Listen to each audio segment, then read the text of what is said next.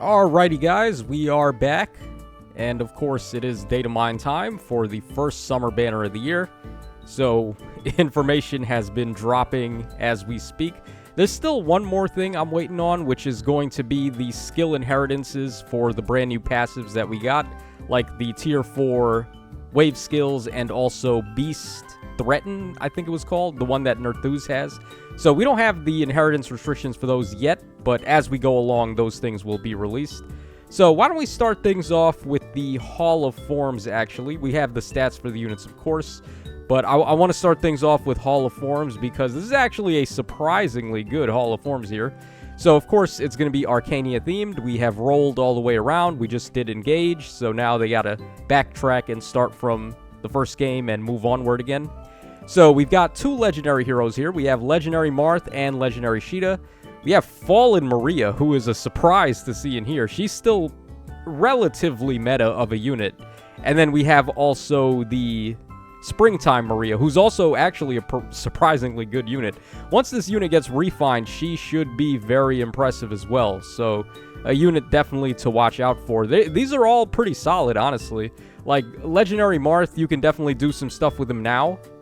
His beast skill is kind of booty. He had, what was it, Binding Shield or something like that. It gives him Fire Sweep against dragons, which no one cares about. So you'd probably just want to give him, surprise, surprise, Lagu's Friend. And then in the A slot, you can give him Distant Bonus Doubler, and then you can give him Fatal Smoke. Well, Fatal Smoke, or not Fatal Smoke, but what I was going to say is Breath of Life 4, but that should not be available yet in Hall of Forms, so that's unfortunate. You'd have to go ahead and pick up something else for him, but there's a lot of good C skills anyway. You could give him like Incited or Pledge or something like that, so certainly good options.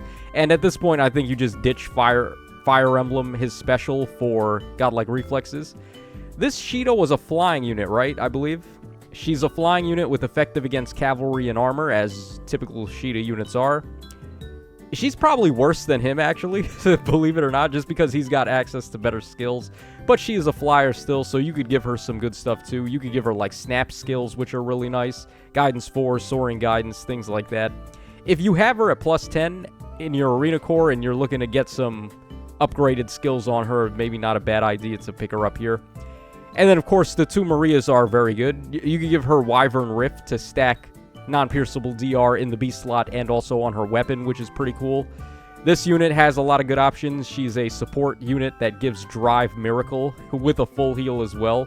So that's really good. And Fatal Smoke, even though Fatal Smoke had a small window where it was kind of meta for a little bit, thanks to Fallen Ike, it's just like completely fallen off again because now we have Breath of Life 4, right? So I don't know, Fallen Maria definitely should be able to cook once again without Fatal Smoke being a problem. So there we go with that. Alright, so that covers us for Hall of Forms. Let's go ahead and take a look at the unit stats now. And we do have the skill rarity or the skill inheritances and the rarities and stuff like that there. That's finally up. We also have the Tempest Trial final map, which we can take a look at too. But let's go ahead and move on now to the stats for the brand new characters. If I can... Okay, yeah, Reddit, for a brief moment, they were getting better with the images, and now they just got back to being worse. So, yeah, look at all this, like, excessive nonsense all over, like, these borders. Is that necessary? I just want to look at the picture. Okay, so we're going to start things off with the duo heroes, so Gulveig and Satyr. There's some thick baddies. People are very upset, actually, that... In particular, these three OCs here, Gulveig, Satyr, and Nerthuz, have been getting constant alts, even though Book 7 is pretty recent, and there hasn't been much of a cooldown window. I think the last time we got these two was on the New Year banner, where that was only, what, like 6 months ago? 5-6 months ago? So, yeah, we need a little bit of a break from Book 7, I think. We could have certainly did better. Like, there weren't many Book 2 characters left to pair with Reed, at least for summer, because we've already gotten the majority of them. But Loki could have been an option, although she is paired up with Thor, so maybe they didn't want to do that. But we don't have a standalone, like, Summer Loki or something, so that could have been a possibility. But regardless, okay, let's take a look at their stat line now. So, of course, Gulveig and Satyr here. So, we got 40 HP. we have 46 attack. We've got 47 speed, 24 defense, and then 17 res. Looks pretty similar to the Mythic Gulvig, actually, in terms of stats here. So 174 overall for the BST, which is irrelevant because they're a duo hero. They're going to have an increased BST. They have the ninja duo skill, which is kind of awkward. Like, we haven't really seen units getting that particular duo skill outside of on the ninja banner. Well, actually, maybe they have been doing that more often. I'm just, like, not noticed it. I feel like there might have been one other unit that was not a ninja hero that had the same thing. Not Sharena, not the Sharena from the Bride banner. There was like one other unit that had the ninja duo skill. I think, anyway. But, okay, so their stat lines, their BST, and then for Boons and Banes, what do we got here? Minus HP, okay. Alright, nothing on attack. Probably plus speed. Yep, plus speed. Surprise, surprise. Alright, and then defense doesn't look like anything, and then res doesn't look like anything. So, okay, pretty much just plus speed, which I guess we'll take. The good thing about this character is that they are a blessable version of Gulvig, and they're essentially just Mythic Gulvig again. They have a little bit more to work with. They've got the duo skill, and then they do Pierce DR, which I do not believe the Mythic Gulvig did. So that is a little bit in their favor. So they're pretty much just a Gale Forcer for AR. Like just your ranged Cav Gale Forcer that you can bless and run on any season, which is definitely helpful.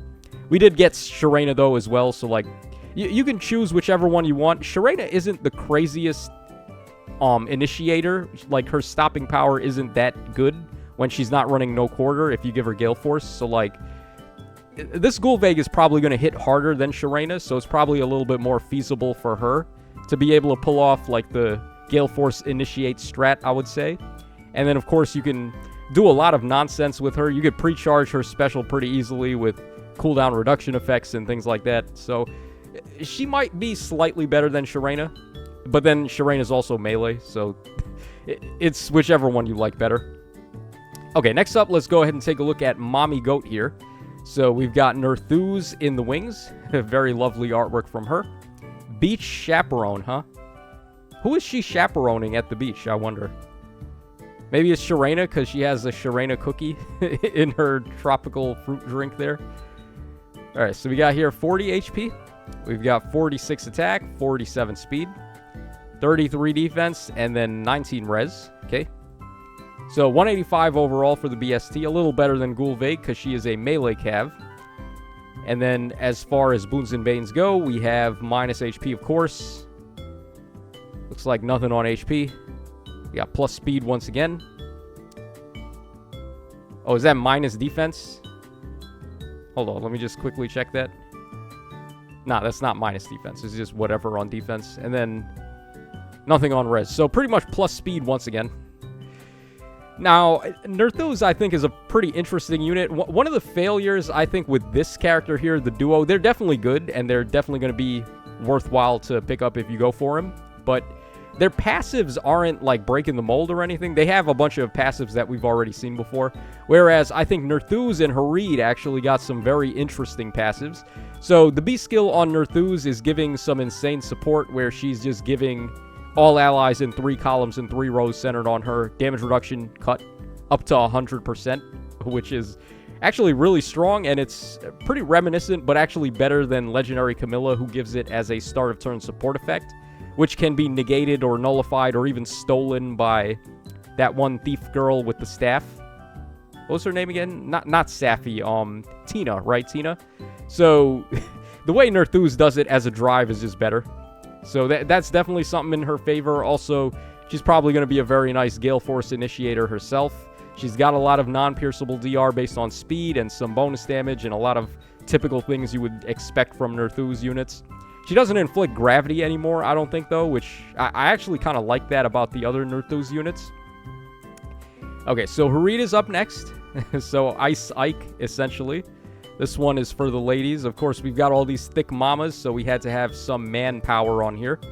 Alright, so Harid. It's nice to finally get a useful Harid, by the way, because I don't think Harid has ever been, like, a meta-relevant character.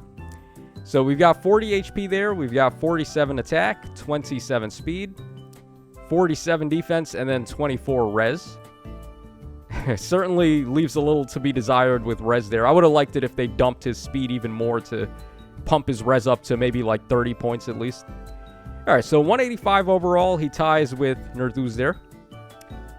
Okay, minus HP once again. That's like the most common Super Bane. All right, we got a Super Boon on attack, which is nice. Super Bane on speed, which is irrelevant. He doesn't care. All right, nothing on defense, and then nothing on res either. So pretty much just plus attack to work with. I guess that's fine. Now, Hareed has a very, very interesting V-skill where he inflicts the frozen status effect on the enemies. So he's about to let it go all over the place, right? A la Disney Frozen. So it changes the speed check necessary to get a double. So you need 10 more points of speed, I believe it is, in order to initiate a double attack. So instead of being 5 points, that jumps up to 15. And then it also stacks with other effects that do that too. I know Datamines has that ability where he increases the speed check necessary to initiate a double on him. So yeah, this is going to be a pretty unique support. It's very different, and it's very relevant too, because a lot of slower units just have no way to get around null follow-up. Like, they could have guaranteed follow-ups and like wary fighter effects and bold fighter effects all day, but it doesn't do anything to null follow-up. But if they have something like Frozen, where they can just change the speed check requirement to be in their favor, that can actually help them out quite a bit. So I think we're going to start seeing more effects like this, especially since it's stackable. So yeah, Hareed could certainly be an interesting unit to pick up if you're interested in him. He also has the superior wave skill on the banner. He's got defense wave 4, which I do think is better than speed wave 4 that Gulvig has, which gives you null follow-up and then speed up 6, and then if it's in odd or even number turn, I can't remember, you get in combat speed up 6. This guy gives you tempo on his C skill, which is better. I would say tempo is certainly a better effect to get in the C slot than null follow-up. So pretty interesting stuff with him. And then we have, finally on the banner, is Olivia, who's going to be our demote. Unfortunately, they didn't give her the Mirabilis treatment on the spring banner, where she was able to like get this really good unique dance skill where she gives the support effect bonus doubler to allies in 2 spaces, as well as inflicting panic on the enemies. Olivia just has regular old dance, which is... I would have preferred if they gave her a unique special here. I think it's warranted, but it is what it is. She does have an inheritable colorless tome, which it seems like an okay tome. It's not terrible or anything, but there's not very many colorless tome units that need inheritable skills, so... or inheritable weapons, rather, so that's kind of an RIP. Okay, so minus HP. Surprise, surprise. Alright, nothing on attack there. I didn't even do the stat calculations yet. I forgot to. We'll come back and do that. Plus speed, though, for her Super Boon on speed. Alright, nothing on defense. And then looks like a Bane on res, which is kind of a big ouchie. But it doesn't matter. Her res is not, like, relevant or anything. Alright, so these dancers typically have bad BSTs, so I'm not expecting too much here. 37 HP, 40 attack, 45 speed, 21 defense, and 25 res. Gives her a 168 overall, which is easily the lowest on the banner. I don't think she's going to be like that particularly good of a demote unit to pick up. You're not going to want to merge her up because she scores very badly. And not having a preference dance skill also really hurts. She does have solid fodder skills, though. She has attack and speed far trace, and then she also has attack and speed rain, which can be nice for picking up rain snap attack speed. So at least her fodder skills are good, but this is not a unit that I think you want to go for a lot of copies of, if even one copy at that, unless she's a favorite. And then finally, we've got our Tempest Trial prize unit here. We've got the Vake, finally making his appearance, his first time appearance in Fire Emblem Heroes. Long-awaited character for a lot of people. So, all right, what do we got from Teach here? 46 HP. We've got 47 attack, 33 speed, 42 defense, and then 24 res. So, 192 BST overall. He is an infantry melee type, so... Okay, that seems about in line with what's going on. The Fallen Lloyd had the... or... Lloyd or I always get them mixed up. Like, who is Lloyd, who is Linus? I can't remember which is which. The Fallen Sword, God Sword that we got recently from the Black Fang. That guy is the He's pretty much the guy right now. The God Sword infantry you want to build up. This guy is not a God Axe. He doesn't really have the speed for it, but he's got good defense. And, of course, being infantry means you just give him Arcane Threma, you give him Lagu's Friend, you give him Distant Bonus Doubler, and you give him Breath of Life 4. That's the build that works on everybody right now. So, is he going to be worthy of an investment, though? Let's take a look at his boons and banes here. Okay, nothing on HP. Surprise, no Bane on HP. Alright, nothing on attack. Oh, not plus attack. That kind of sucks. Nothing on speed either. Wow. Okay, so he's got plus defense, it looks like, and then plus res. Okay, plus defense and plus res. We'll take it. Plus res maybe could come in handy, but yeah, actually, you probably want to go plus defense, plus res on him if you're going to build him. Like, give him the Ascended Floret for either or, and then give him the trait fruits for defense, or res, or whichever. But he's another axe unit. Oh, man, come on. We have so many free-to-play axe units. There's just, like, there's... unless he has a perf weapon, there's not really going to be much reason to build him, I don't think. Okay, so we took a look at that. That was Hall of Forms.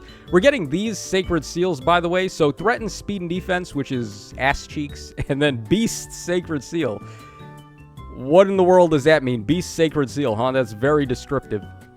And not Beast Distant Counter, just Beast. Like, what? Your guess is as good as mine. I've heard people say this is just like auto transformation for Beast units. So essentially, it's just Form Shift as a Sacred Seal, which... that could come in handy. There's definitely a lot of units that want to be able to transform, like King Freyr, for example. It's never possible for him to transform because of just the team comps you're running him on. He's never always going to be next to, like, nobody or next to beast units only. So it could be handful for him. Also, Asker, he's a unit that likes to transform for the tempo, so could be very worthy for him. Okay, next up we have the skill inheritance levels for the new skills. So Far Trace on Olivia at 5-star, and then Attack and Speed Brain 3 at 4-star, which I guess that's fine. We'll take that. Either one would have been fine at 4-star, honestly. Okay, so Vake does not have a perf weapon, which really sucks. So basically, he's not worth building, I don't think. Tropical Conch plus 14 might in 1 range at the start of turn if his HP is over 25%. Grants attack and speed or attack and defense to himself and allies in 2 spaces for 1 turn. Okay. Also, at the start of combat, if HP is over 25% and it's an even numbered turn, grants attack and defense up 5 during combat. And at the start of combat, if HP is over 25% and it's an odd numbered turn, then you get attack and defense up 11 during combat. So, this was very similar to the weapon that Baby Boyd had on the Baby Tellius banner. That Boyd had something very similar to this. And then also at the start of combat, if your HP is over 25%, and also your defense is better than the foe's defense -5, then you also get tempo. So it's an okay axe, but axes are a little bit better in terms of inheritable options. We've got, of course, Arcane Threma. We have the Devoted Axe from the Valentine Vigard, which has a lot of melt damage on it. So I'm not too sure if this axe is going to stand out from the pack, like in terms of other inheritable axes, but it's something. It's okay. It's got some stuff going on. All right, we got Smite as the assist, whatever. Oh, attack and defense finish 3. That's pretty nice. So they actually are giving us some finish skills now, finally, after they've gone ahead and demoralized all of them by giving us crazier A skills, right?